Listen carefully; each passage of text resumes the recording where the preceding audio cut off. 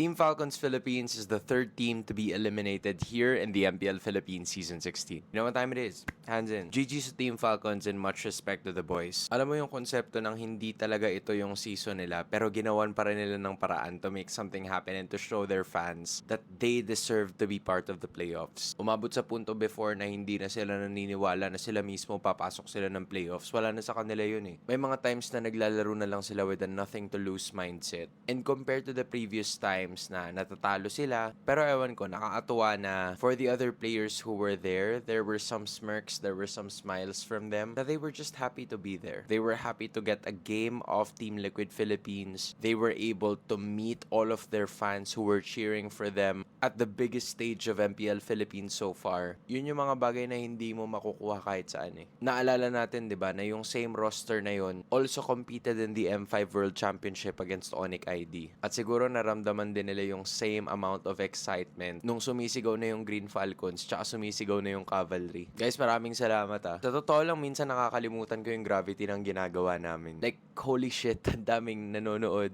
ang daming nakikisigaw, ang daming nakikicheer. Minsan, pinapaalalahanan lang talaga kaming lahat, yung mga players. Ako, super thankful namin sa inyong lahat. Will there be a roster change in the future? Hindi ako magugulat para sa Team Falcons. Pero respeto pa rin. Hindi nila season to, pero marami silang pinahirapan bago sila makarating ng playoffs.